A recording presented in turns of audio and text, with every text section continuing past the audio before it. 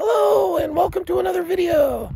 In today's video, it's probably the season finale of the grass. And in this episode, we are reaching out again to ideally a environmental science college student that needs to do a thesis, and the thesis is the grasslands. So we've got millions of acres that look destroyed all around Central Oregon. Anything that has the juniper and the sage is pretty much toast. This here is what it's supposed to be. So what I need, an environmental science college student to do the math of the sequestration values for the grasslands versus the juniper and the sage. So this isn't 100%, but I have a field over there that nearly is 100% filled in. And once I put or get it mowed this fall, if everything goes well with the following year's weather, then that field over there should just be absolutely packed. Okay, so this is a couple years behind that, right? So I feel comfortable saying that you can just do the math on there being a solid grass, perennial, annual wildflowers. Okay, so that versus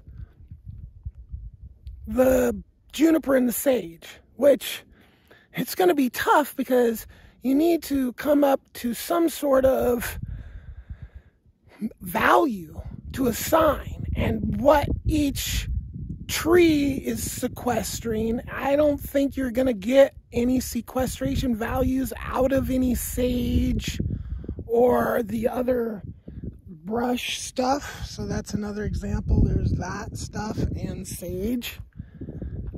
So, but there might be a value to it, a small value, but a value nonetheless. So what we want to see is the true benefit to converting the juniper and the sage back to straight grasslands. Okay, and there's going to be, literally math that has to be done and calculations. And I mean, it's quite when you really start to think through what all needs to be calculated, it's a big calculation. That's why I feel like it's a whole entire thesis for probably like somebody that's in the process of trying to graduate as an environmental science at some level. I didn't go to college, so I don't know exactly how that works, but I know in some levels of college you do some big thesis or something like that, and that's how you graduate. That's what this needs. It needs somebody to do a thesis on it. So feel free to look at my 2 playlists that I've compiled. If you go to my main page and you just put species documentation into the search bar on my channel, you'll get all the videos that have all the different species that I've documented. Okay, and then you have 2 playlists, A Grass Whisper and Central Oregon Grasslands Rehabilitation Project playlist. This is all the information that I've compiled on this subject. You're probably going to be able to do a lot with Google Earth, I would imagine. So that's what the next step in this whole grasslands restoration needs. It needs scientific backing that we are going to sequester a considerable more carbon in this format than the other format. Okay, and then with this format, you can then have animals eating, foraging, that then sequester carbon like that as well, which in the other format, that isn't happening.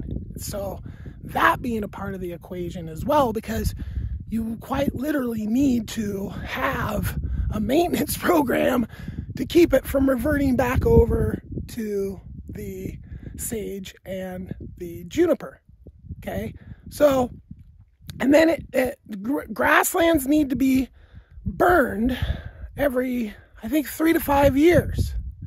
And that burning of the grasslands, that probably should be a part of the equation as well. But that is, again, that's maintenance, and that keeps everything healthy and keeps everything going and keeps it sequestering. So it's kind of like it has to happen.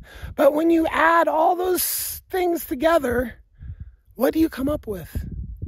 Please, I'm begging. I don't have 2 hands to beg, but this is begging, right? I'm begging. Please do the math for me, because this is, I mean, way beyond my capabilities. You got to know your limits.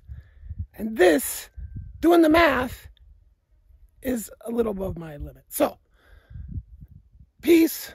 Have a wonderful day. Please help. Thank you for watching.